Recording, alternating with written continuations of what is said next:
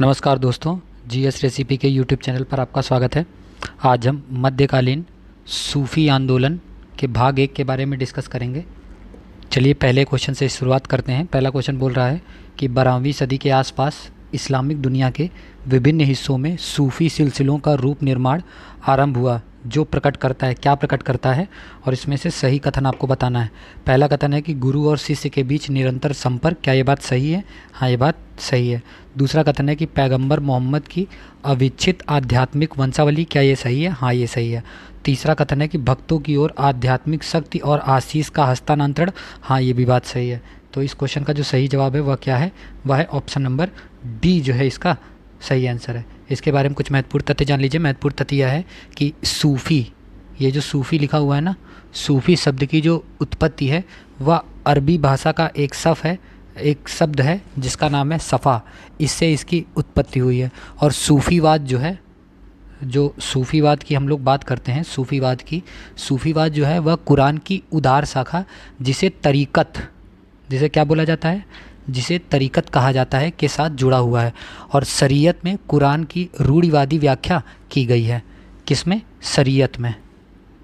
शरीयत में कुरान की रूढ़िवादी व्याख्या की गई है। और सूफ़ीवाद का मानना है कि हक का मतलब ईश्वर, और खलक का मतलब आत्मा। हक और खलक जो है वह एक ही है। और सूफ़ीवाद के सिद्धांत के अनुसार ईश्वर की प्राप्ति पर आधारित है, जिसे हिंदू या मुस्लिम में भेद किए बिना ईश्वर से प्रेम, उसकी प्रार्थना, उपवास आदि अनुष्ठानों के माध्यम से प्राप्त किया जा सकता है। तो इस क्वेश्चन का जो सही जवाब था वह क्या था? वह था option number D is the right answer. अगले क्वेश्चन की ओर बढ़ते हैं। अगला क्वेश्चन क्या है? अगला क्वेश्चन बोल रहा है कि सूफ़ी मत के विषय में निम्नलिखित कथनों पर विचार कीजिए। पहला कथन है कि सूफ़ी धर्मशास्त्रों द्वारा अपनाए गए कुरान और सुन्ना मतलब पैगंबर की परंपराएं की व्याख्या करने की मताग्रही परिभाषाओं और शैक्षिक विधियों के आलोचक थे, क्या ये बात सही है? हाँ, ये बात सही है। दूसरा कथन है कि सूफियों ने कुरान की व्याख्या अपने व्यक्तिगत अनुभव के आधार पर की है, क्या ये बात सही है? हाँ, ये बात सही है। तो इसका सही जवाब क्या हो जाएगा? वह हो जाएगा option number C is the right answer. इसके बारे में महत्वपूर्ण तथ्य जान लीजिए। महत्वपूर्ण तथ्य यह है कि सूफीवाद का जो जन्म है वह इराक के, कहाँ पर? इराक के बसरा में लगभग 1000 वर्ष पूर्व हुआ था। और राबिया अल अहमद मंसूर हल्लाज जैसों को इनका प्रणेता जो है वह कहा जाता है। और सूफ़ी मानते हैं कि उनका स्रोत जो है वह खुद पैगंबर मोहम्मद जी हैं। और सूफ़ी धर्मशास्त्रों द्वारा अपनाए गए कुरान एवं सुन्ना मतलब पैगंबर जी की परंपराएं की व्याख्या करने की मताग्रही परिभाषाओं और शैक्षिक विधियों के आलोचक थे। इसलिए सूफियों ने कुरान की व्याख्या जो है वह अपने व्यक्तिगत अनुभव के आधार पर की है। सूफीवाद जो है एक रहस्यवादी पंथ है। कौन सा? एक रहस्यवादी पंथ है। इनका जो लक्ष्य है वह आध्यात्मिक प्रगति एवं महानता की सेवा रहा है। और सूफी राजाओं से दान उपहार स्वीकार नहीं करते थे। यह एक रहस्यवादी पंथ था। ठीक है, तो इस क्वेश्चन का जो सही जवाब था वह था option number C is the right answer. अगले क्वेश्चन की ओर बढ़ते हैं। अगला क्वेश्चन क्या है? अगला क्वेश्चन बोल रहा है कि सूफी मत के बारे में निम्नलिखित में से कौन सा कथन सही है? पहला कथन बोल रहा है कि सूफी मत यह एक रहस्यवादी प्रतिपादन था जो इस्लाम के अंदर विकसित हुआ था, क्या ये बात सही है? हाँ, ये बात सही है। दूसरा कथन है कि सूफी दर्शन ने सर्वशक्तिमान की खोज में विश्व प्रेम की बात कर धार्मिक सहिष्णुता के माहौल पर विशेष बल दिया, क्या ये बात सही है? हाँ, ये बात सही है। और तीसरा कथन है कि सूफियों ने बहुत जटिल दर्शन विकसित किया और बहुत पेचीदा प्रथाएं शुरू की जो लोगों के लिए दुरूह थी, क्या ये बात सही है? नहीं, ये बात गलत है। तो इसका जो सही जवाब हो जाएगा वह क्या हो जाएगा? इसका सही जवाब हो जाएगा option number A is the right answer. Option number A is the right answer. अगले क्वेश्चन की ओर बढ़ते हैं। अगला क्वेश्चन क्या है? अगला क्वेश्चन बोल रहा है कि निम्नलिखित सूफी कृत्यों में कौन सी पुस्तक 11वीं शताब्दी के शुरू में लाहौर में रची गई थी? तो इनमें से वो कौन सी पुस्तक थी? इनमें से वह पुस्तक थी Kashful Mahjub. Option number B is the right answer. इसके बारे में भी महत्वपूर्ण तथ्य जान लीजिए। महत्वपूर्ण तथ्य यह है कि लगभग 11वीं सदी के प्रारंभिक चरण में महमूद गजनबी के भारत आक्रमण के पश्चात बहुत से संत एवं दार्शनिकों का भारत में आगमन हुआ था, जिनमें जिनमें एक बहुत इम्पॉर्टेंट थे जिनका नाम था अली बिन उस्मान, अली बिन उस्मान अल हुजवरी, अल हुजवरी का नाम जो है वह विशेष उल्लेखनीय माना जाता है। और हुजवीरी जो हैं, ये जो जिनका नाम मैंने इतना बड़ा बताया है, ये जो थे इन्होंने एक प्रसिद्ध ग्रंथ लिखा जिसका नाम था कस्फुल महजूब, जो इसका सही जवाब है। और इसको हम कस्फ अल महजूब भी बोलते हैं। नाम नोट कर लीजिएगा, कस्फ अल महजूब, इसको हम इस नाम से भी जानते हैं। इसकी रचना इन्होंने करी थी। यह गजनी के निवासी थे तथा महमूद गजनवी के आक्रमण के पश्चात भारत आकर लाहौर में रहने लगे थे। कहाँ पर रहने लगे थे? लाहौर में रहने लगे थे, और वहीं इनका स्वर्गवास भी हो गया था। तो इस क्वेश्चन का जो सही जवाब है वह क्या है? वह है option number B is the right answer.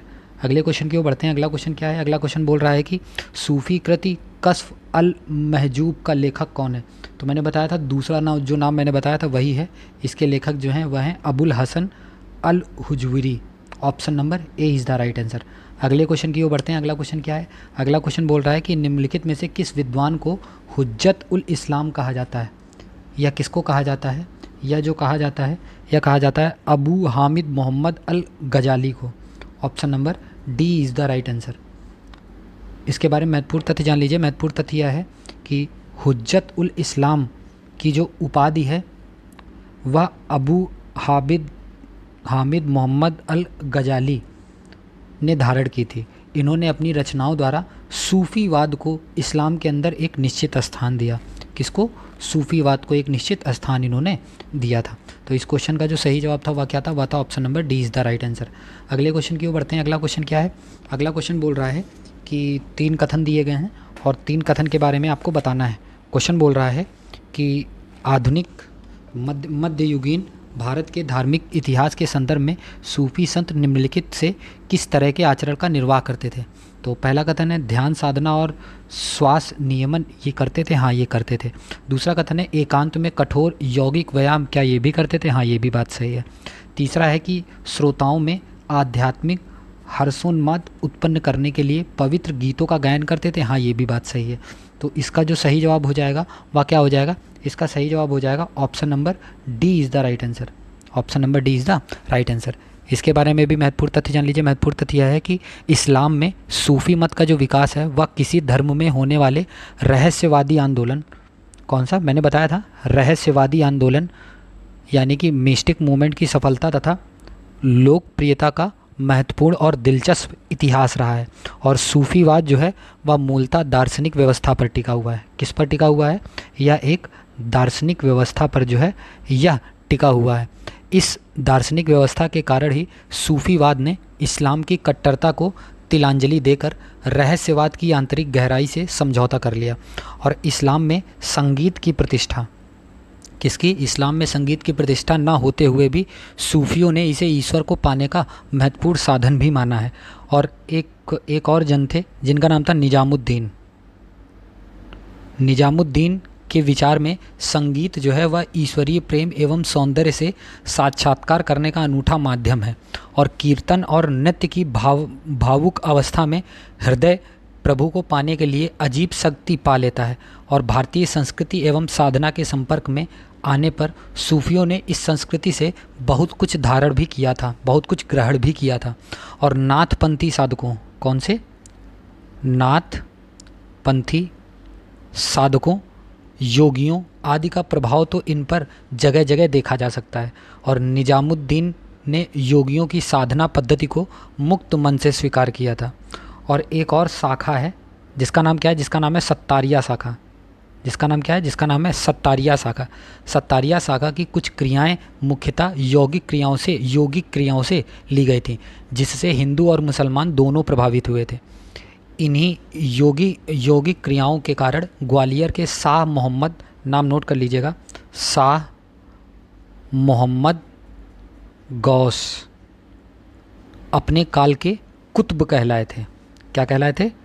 Qutub जो है वह कहलाए थे। इन्होंने हिंदुओं की योग पुस्तक अमृत कुंड, किसका? अमृत कुंड, जिसका वह रूल हयात, नाम नोट कर लीजिएगा, वह रूल हयात नाम से तर्जुमा किया गया था, उसका पुनः अनुवाद करवाया था। तो इस क्वेश्चन का जो सही जवाब था वह क्या था? वह था option number D is the right answer. अगले क्वेश्चन की ओर बढ़ते हैं। अगला क्वेश्चन क्या है? अगला क्वेश्चन बोल रहा है कि किस सूफी संप्रदाय ने योग क्रिया को अपनाया था? तो मैंने इतनी जो कहानी बताई थी वह कौन से संप्रदाय से रिलेटेड थी? सत्तारी संप्रदाय के लोगों ने योग क्रिया को अपनाया था। Option number B is the right answer. अगले क्वेश्चन की ओर बढ़ते हैं। अगला क्वेश्चन बोल रहा है कि इनमें से कौन सा सही नहीं है, ध्यान से बताना है। पहला कथन है कि अल बरूनी ने सूफी मत के ईश्वरीय प्रेम की पहचान भगवत गीता के समानांतर परिच्छेदों में स्वविलोपन के रूप में की है। क्या ये बात सही है? हाँ, ये बात सही है।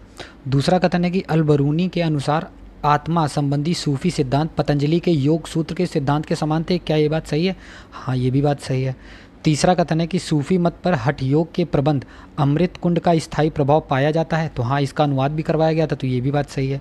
और चौथा कथन है कि योगियों के साथ हजवीरी का संवाद यह दर्शाता है कि मानव शरीर के विभाजन के उनके सिद्धांत से प्रभावित था। क्या ये बात सही है? नहीं, ये बात गलत है। तो इसका जो सही आंसर हो जाएगा वो क्या हो जाएगा? वह हो जाएगा option number D is the right answer. अगले क्वेश्चन की ओर बढ़ते हैं। अगला क्वेश्चन क्या है? अगला क्वेश्चन बड़ा सा है, ध्यान से पढ़िएगा। क्वेश्चन में एक कथन दे रखा है, दूसरा कारण दे रखा है, इसमें आपको बताना है। तो कथन बोल रहा है कि मध्यकाल में संगीत पर संस्कृत में लिखी गई अनेक पुस्तकों का फारसी में अनुवाद किया गया। क्या ये बात सही है? हाँ, ये बात बिल्कुल सही है। इसका कारण है कि आरंभिक चिश्ती सूफी संगीत सभाओं, जिन्हें समा कहा जाता था, के शौकीन थे। हाँ, इसके भी शौकीन थे। इसका लेकिन ये करेक्ट एक्सप्लेनेशन नहीं है।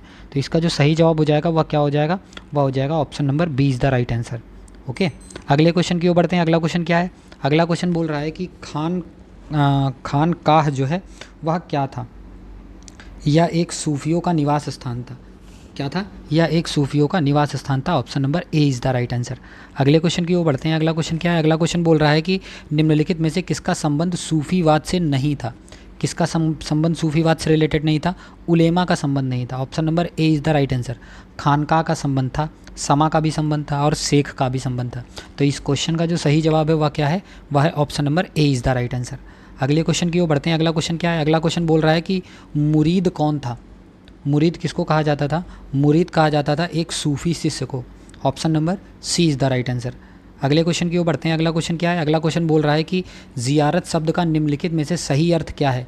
ज़ियारत शब्द का सही अर्थ क्या है? ज़ियारत शब्द का सब सही अर्थ है सूफी संतों की मज़ारों की यात्रा करना। Option number A is the right answer.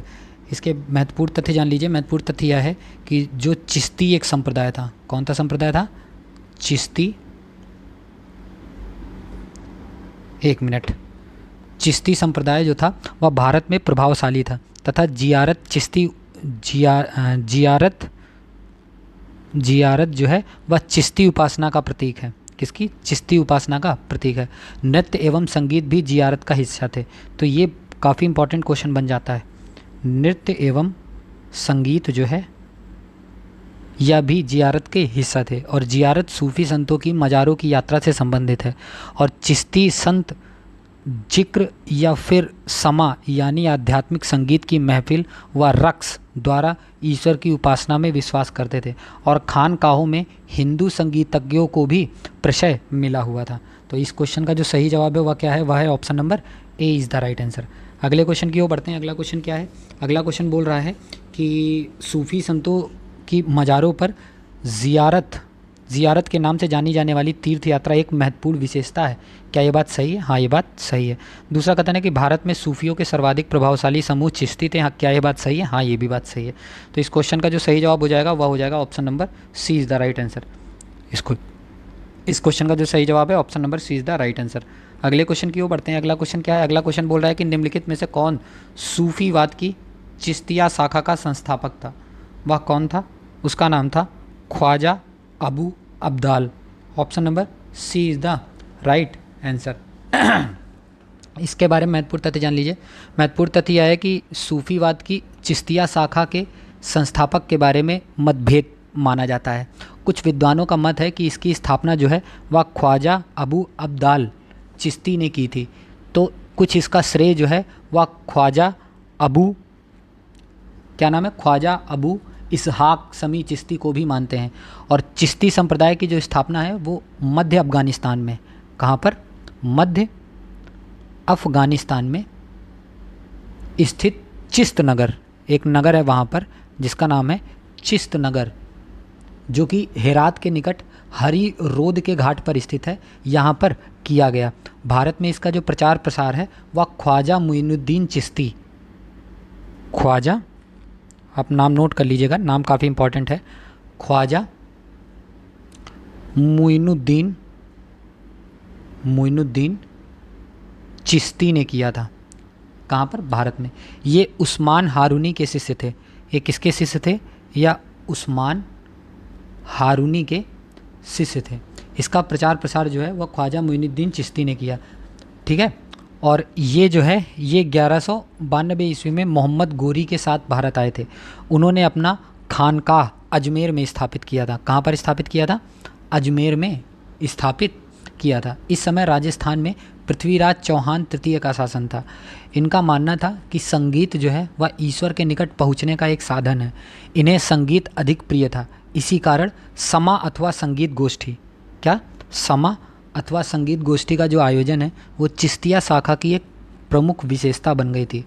और कुछ प्रमुख चिश्ती संतों के नाम मैं लिख रहा हूँ, मैं बोल रहा हूँ, आप लिख सकते हैं। पहला प्रमुख चिश्ती संत है ख्वाजा कुतुबुद्दीन बख्तियार काकी। दूसरे इम्पॉर्टेंट चिश्ती संत हैं बाबा फरीदुद्दीन गज सकर। तीसरा इम्पॉर्टेंट चिश्ती संत हैं निजामुद्दीन औलिया, ये काफ़ी फेमस हैं। चौथे में नाम नोट करिएगा नासिरुद्दीन चिराग देहलवी। पाँचवें नंबर पे नाम नोट कर लीजिएगा शेख सिराजुद्दीन उस्मानी।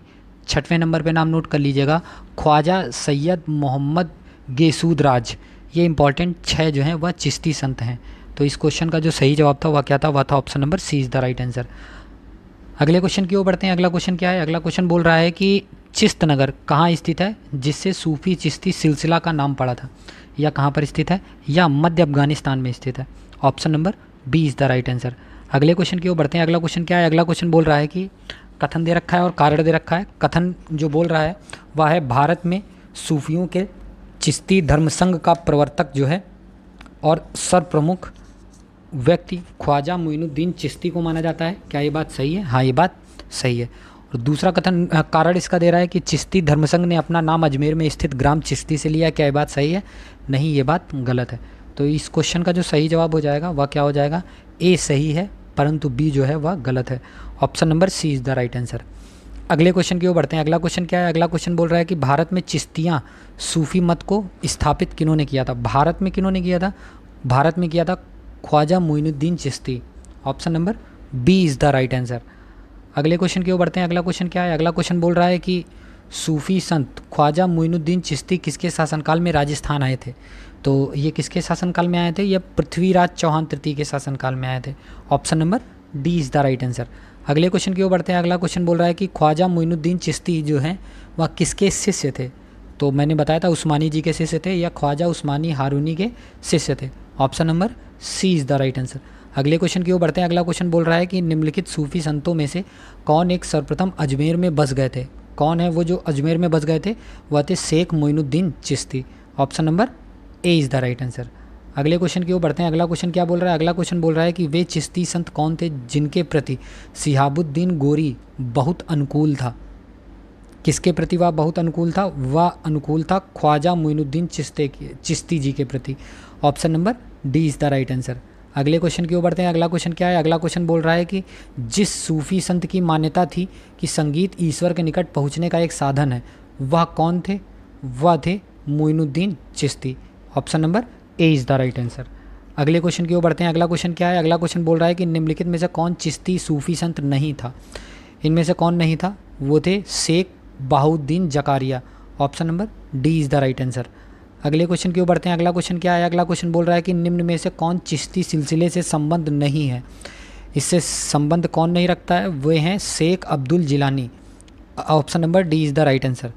अगले क्वेश्चन की ओर बढ़ते हैं। अगला क्वेश्चन क्या है? अगला क्वेश्चन बोल रहा है कि ख्वाजा कुतुबुद्दीन को बख्तियार की उपाधि किसने प्रदान की थी? तो बख्तियार की जो उपाधि है वह किन्होंने प्रदान की थी? वह प्रदान की थी ख्वाजा मुइनुद्दीन चिश्ती ने। Option number B is the right answer. Khwaja Qutbuddin को बख्तियार की जो उपाधि है वो मुइनुद्दीन चिश्ती ने प्रदान की थी। ये मुइनुद्दीन चिश्ती जी के शिष्यों में से एक थे। इनका जो जन्म था वह 1186 ईस्वी में फरगना फरगना में हुआ था। तो इस क्वेश्चन का जो सही जवाब था वह क्या था, वह था option number B is the right answer. अगले क्वेश्चन की ओर बढ़ते हैं। अगला क्वेश्चन क्या है, अगला क्वेश्चन बोल रहा है कि शेख निजामुद्दीन औलिया जो हैं यह किसके शिष्य थे, ये जो थे या बाबा फरीद के शिष्य थे। Option number C is the right answer. महत्वपूर्ण तथ्य जान जाइए। महत्वपूर्ण तथ्य यह है कि शेख निजामुद्दीन औलिया जी जो थे वह बाबा फरीद के शिष्य थे, और शेख फरीदुद्दीन गजे शंकर जो थे वह 1175 ईस्वी से लेकर 1265 ईस्वी तक थे। चिश्ती सिलसिले के लोकप्रिय सूफी संतों में से एक थे और लोग उन्हें बाबा फरीद के नाम से जानते थे। इनकी महत्वपूर्ण रचनाओं का जो संकलन है वह गुरु ग्रंथ साहिबा में है, और बाबा फरीद को चिश्ती परंपरा में ख्वाजा कुतुबुद्दीन बख्तियार काकी ने दीक्षित किया था, और बाबा फरीद की खानकाह अजोधन में थी, और ये बलबन के दामाद थे। ये कौन थे, यह बलबन के दामाद थे। ठीक है। और बाबा फरीद के प्रमुख शिष्य जो थे निजामुद्दीन औलिया सर्वाधिक लोकप्रिय संत थे। उन्होंने दिल्ली के 7 सुल्तानों के शासन को देखा था। कितने, यह क्वेश्चन पूछा जाता है कि जो निजामुद्दीन औलिया साहब जो थे, इन्होंने कितने दिल्ली के शासकों का शासनकाल देखा था। तो याद रखना, ये इन्होंने 7 शासकों का शासनकाल जो है वह देखा था। अमीर खुसरो और अमीर हसन देहलवी निजामुद्दीन औलिया के प्रमुख शिष्य थे, और निजामुद्दीन के उदार एवं सहिष्णु दृष्टिकोण के कारण उन्हें महबूब ए इलाही, नाम नोट कर लीजिएगा, महबूब ए इलाही तथा सुल्तान उल औलिया, ये भी नाम नोट कर लीजिएगा, सुल्तान उल औलिया यह भी कहा जाता था। इनका जो जन्म स्थान है वह बदायूं उत्तर प्रदेश का है। कहाँ का है, बदायूं उत्तर प्रदेश का इनका जन्म स्थान है। इन्होंने यौगिक क्रिया को अपनाया था और सिद्ध पुरुष कहलाए थे। तो इस क्वेश्चन का जो सही जवाब था वह था option number C is the right answer. अगले क्वेश्चन की ओर बढ़ते हैं। अगला क्वेश्चन क्या है, अगला क्वेश्चन बोल रहा है कि निम्न में से किस सूफी संत के विचारों को सिखों के धर्म ग्रंथ आदि ग्रंथ में संकलित किया गया था। तो किसके विचारों को किया गया था, वह फरीदुद्दीन गंजे शकर को किया गया था। Option number C is the right answer. अगले क्वेश्चन की ओर बढ़ते हैं। अगला क्वेश्चन क्या है, अगला क्वेश्चन बोल रहा है कि शेख फरीद का सर्वाधिक ख्याति लब्ध शिष्य जिसने दिल्ली के 7 सुल्तानों का शासन देखा था वह कौन था। तो मैंने बताया था वो कौन थे, वह निजामुद्दीन औलिया साहब जी जो थे, इन्होंने 7 सुल्तानों का जो है वह शासनकाल देखा था। Option number A is the right answer. अगले क्वेश्चन की ओर बढ़ते हैं। इस क्वेश्चन का सही जवाब option number A is the right answer, और ये इंपॉर्टेंट भी है, याद रखिएगा, है ना, ये काफ़ी बार पूछा गया है, इसको याद रखिएगा। अगले क्वेश्चन की ओर बढ़ते हैं। अगला क्वेश्चन क्या है, अगला क्वेश्चन है कि शेख निजामुद्दीन औलिया किस सूफी संप्रदाय से संबंधित थे। तो मैंने बताया था ये किससे संबंधित थे, यह चिश्ती संप्रदाय से संबंधित थे। Option number A is the right answer. अगले क्वेश्चन की ओर बढ़ते हैं। अगला क्वेश्चन क्या है, अगला क्वेश्चन है कि निम्नलिखित में से शेख निजामुद्दीन औलिया का जन्म स्थान कौन सा था। तो मैंने बताया था इनका जन्म स्थान कौन सा था, वह बदायूं था, जो कि उत्तर प्रदेश में है, उत्तर प्रदेश के यूपी में स्थित है। इस क्वेश्चन का जो सही जवाब है वह है option number B is the right answer. अगले क्वेश्चन की ओर बढ़ते हैं। अगला क्वेश्चन क्या है, अगला क्वेश्चन है कि कौन सूफी संत महबूब ए इलाही कहलाता था। कौन सूफी संत महबूब ए इलाही कहलाता था, वह शेख निजामुद्दीन औलिया साहब थे, यही कहलाते थे महबूब ए इलाही। Option number D is the right answer.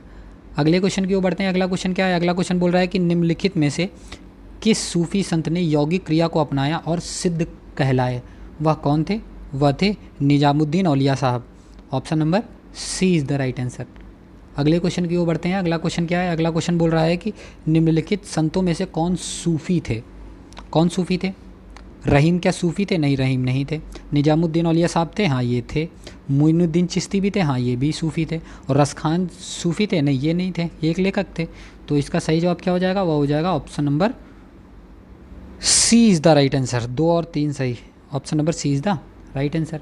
अगले क्वेश्चन की ओर बढ़ते हैं। अगला क्वेश्चन और आज का अंतिम क्वेश्चन है कि फवायदुल फवाद नामक पुस्तक शेख निजामुद्दीन औलिया की बातचीत का विवरण है। इसका जो संकलन है वह किन्होंने किया था। इसका जो संकलन है वह अमीर हसन सिजजी ने किया था। Option number A is the right answer. और अगर आपको इस वीडियो की पीडीएफ चाहिए तो आप डिस्क्रिप्शन में दिए गए टेलीग्राम लिंक पर जाकर इसकी पीडीएफ को डाउनलोड कर सकते हैं। और अगर आपको कुछ भी सजेशन देना हो, कोई भी नया कोर्स लॉन्च करना हो, तो आप कमेंट सेक्शन में जाके आप सजेस्ट कर सकते हैं। और प्लीज़ वीडियो को लाइक करिए और चैनल को सब्सक्राइब करिए। धन्यवाद।